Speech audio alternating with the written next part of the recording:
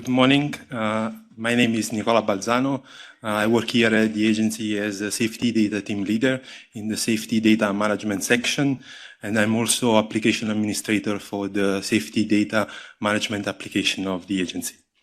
I will talk to you about how to submit an occurrence report and what is the approved method to correctly submit a report, and then we'll see why to register your organization to the ECCAIRS2 and what are the benefits and how to register your organization. Yeah, this is, let's say, the points that I will cover. We'll speak about ECCAIRS2. We'll give a bit of history about the ECCAIRS2 project, how to report an occurrence, what is not accepted. Then we'll also see the E2 reporting workflow.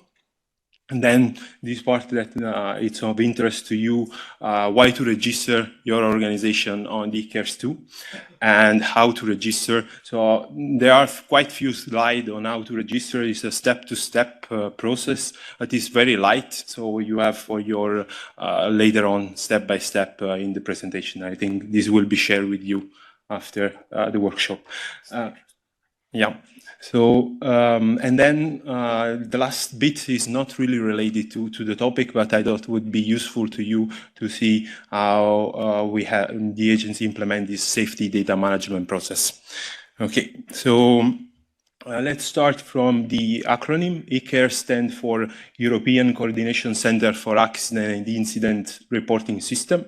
We have this ECCAIRS2 application that is a digital platform that combines the European Aviation Portal, and then we have the National Aviation Authority database, and also the European Central Repository where all the national authorities are sharing their data with. So E2 was established to help the aviation stakeholder in collecting, analyzing, and sharing their safety data, but the end goal is, as always, is to improve public transport safety. So a bit of the history, the old ECCAIRS system, for simplicity, E1, was launched in 1995 and was operated for almost 3 decades. It was discontinued in 2020, and then the European Commission requested the agency to take over the management of the project. The development of E2 started in 2018 and became fully operational in January 2021. So, yeah, so let's go in detail on how to report an occurrence report, what is accepted and what is not accepted. So we only accept occurrence report submitted through the ECCAIRS2 European Aviation Reporting Portal website. So when you access the reporting portal, you have 2 possibilities: report on your personal behalf, so the voluntary reporting, and the report on behalf of your organization. That is the mandatory reporting part. You can go more in depth reading 376 2014 on this specific aspect. And on type of mandatory occurrence report, you can read the Commission Implementing Regulation 1018 2015. When you access after you do this selection, you have 2 possibilities. So non-registered user can upload an offline PDF form. You can download the form, fill it in, and then upload it back into the aviation reporting portal, or you can fill in directly the online form and submit the report. For registered user, you have slightly more option. You can also upload directly an E5X file, and you can also go for automatic reporting, interfacing your own system through the ECCAIRS2 API, so with the machine-to-machine method that your reports are automatically sent through the aviation reporting portal. So for these last 2 options, you need to have in place some specific IT to extract from your own occurrence database the data into an ECCAIRS compatible format. Yeah, but all the information we'll see later are available on the aviation reporting portal website. Yeah, what is not accepted? Is we are not accept receiving scan report per email. I have to say that recently we are receiving less and less, but it still occurs. So we have discontinued our functional mailbox for receiving occurrence reports. So reports are only well received through the aviation reporting portal. So you can't submit anymore E5X files per email. And you can submit E5X with an outdated version of the taxonomy. So we have enlarged this not to the latest version, but we are accepting also the previous version. So either the two versions are accepted. But we have a transition period until the end of this year. We are accepted all the taxonomy version. That won't be a problem, but for next year, you need to move at least to the version that is highlighted there, the 5110, and yeah, that will be accepted. The documentation is available on the ECCAIRS Aviation Reporting Portal website. I have put here the link. And when you access the site, and the top corner, there is also a help button there. They also contain additional information. Here, I just want to give you a bit more information about the taxonomy version. We are updating the taxonomy related to value lists for product, aircraft, airline, engine products. So this happens at least once a year.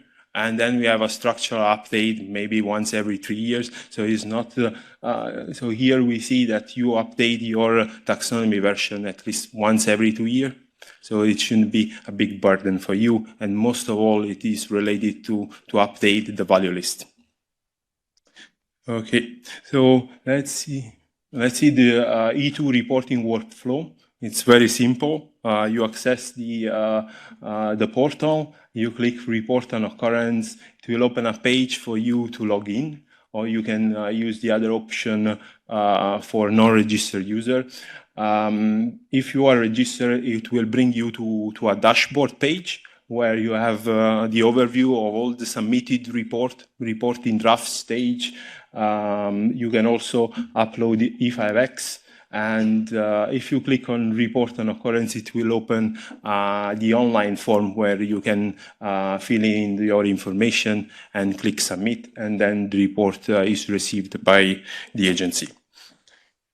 Yeah, so let's see why and what are the benefits to register your own organization in the ECCAIRS Aviation Portal. So you have, as you've seen in the dashboard, you have an overview of all the submitted report. So you don't have to gather for proof of that you have sent the report or whatever. You have everything there. And it is also easier to submit a follow-up report. In fact, you can just access the initial report you have submitted, modifying only the attributes where you got updated information, and resubmit the report. So E2 also allow for collaborative working, meaning that you can create additional user for your own organization, and all your team can submit occurrence report through your organization account. This we have seen before, there are different ways to submit report. We have also dedicated form for your organization where there are automatically pre-filled attributes. So if your organization approval number name is automatically pre-filled, and if you are dealing with only one aircraft model or a specific engine, this can be also pre-filled. You can set also the pre-filled data yourself. So you input it once, and whenever you submit a new report, it will be automatically pre-filled. And this I mentioned before, you don't need to keep tracking of what has been sent. You have everything in the dashboard. And if you are using one of the SMS provider already available software, they are able to link directly to the E2 API using this machine-to-machine method. So this is the registration process, very simple. You go to the aviation reporting portal website, aviationreporting.eu. You click on contact there in the top. You see there is also the help that I was mentioning before for additional information. When you click contact, it will open a contact us form. You fill your EASA approval number, valid email address, otherwise you won't receive the email. You select EASA as competent authority. In the type of request, you select request access, enter the CAPTCHA, and click submit. The ECCAIRS2 support team will receive an email with your request. They will set it up your E2 account, assign your approval number and your login name, and you will receive an activation email and the relevant documentation. So the other step is to activate your account. So you will receive an email to activate the account. You need to set the password and the username, insert the CAPTCHA, and agree with the privacy policy and submit. And then you will be able to log in into the ECCAIRS2, your organization account. The registration process will be complete after you read the onboarding documentation. Here is available all the information, all the relevant information that you need for managing your account, how to set up additional user, additional information to all the method on how to submit report. So do please read this documentation. The last bit is an overview of the EASA safety data management process and how we manage the occurrence report that are received from you. So we have a funnel with ECCAIRS2. When you submit the report, it gets in our safety data management application. We have a team that reads the information, and if there are any relevant missing information, we'll get back to you requesting the essential information. After it, what we do, we check our occurrence database. If we already have received some information about that event from a different organization or from you, if we already have, we update our occurrence record. If it's the first report, we do create an occurrence record. And then we allocate to our expert, PCM and team leader, that they perform an individual investigation within the occurrence. They can ask for a technical advice from expert, and then they have to provide their conclusion, corrective action. If there is any AD issued, will be inserted in. Will be entered the reference in the tool, and then they will close the investigation. For one occurrence, we can have multiple investigations. Whenever all the investigations are closed, we will close the occurrence. We are sharing occurrence data with the European Central Repository, and also our closure remark will be available in the European Central Repository. We have also this specific issue there. Sometimes we group occurrences that have the same root cause, and we are closing them upon receipt, the individual occurrence, and the investigation happen at the specific issue level. And there it followed the same process for the investigation there. Not all occurrences have an investigation. There are some that are closed on receipt, and then we have a monthly screening where we go through. There is a screening team that goes through all the close up or receipt occurrence record, and there is a collegial decision if there is a need to reopen an investigation for one of those records, or it's fine to have it like that, closed. Okay. Thank you very much. Any question? I can take question also on the occurrence reporting process or in general. Not well, let's see. We have a couple of questions, and you tell us if you can answer or not. Yeah. I have one question. Okay, I will propose that we start with Slido, and then if you still have your question in the room, we can go to that. So, is it actually possible in ECCAIRS2 to have a note that the report should be shared with the TC holder. Many organizations believe that the TC holder received the information from E2. Do you know if it's the case or not? I mean, this specific note, it's not on the portal.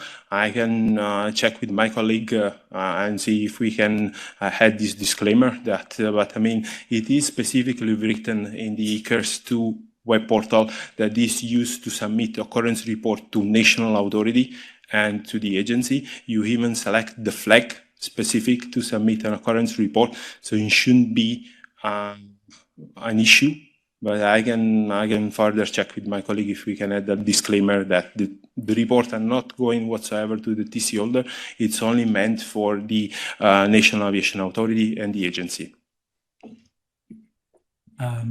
It will be appreciable if there will be a feedback to the reporting person or organization regarding what happened with the reports in extent of what's received. So, is there a feedback to the person's reporting? So there is not. So when you submit a report for E2, you have a confirmation already being available in your dashboard. It's a proof that has been submitted.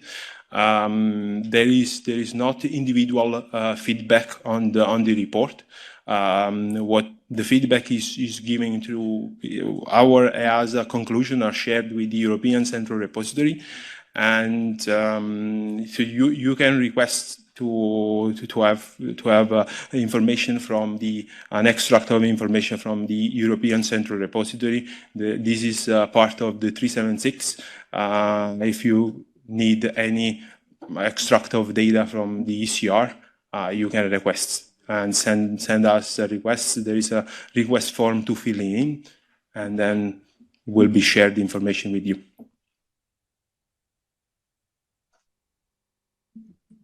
Okay, we have another question. I'm not sure you can answer this. As a design supplier with our ECCAIRS account, I expect the responsible DOA, or design organization, to report in ECCAIRS, but there is no means to check on this. So is there a way to prevent double reporting?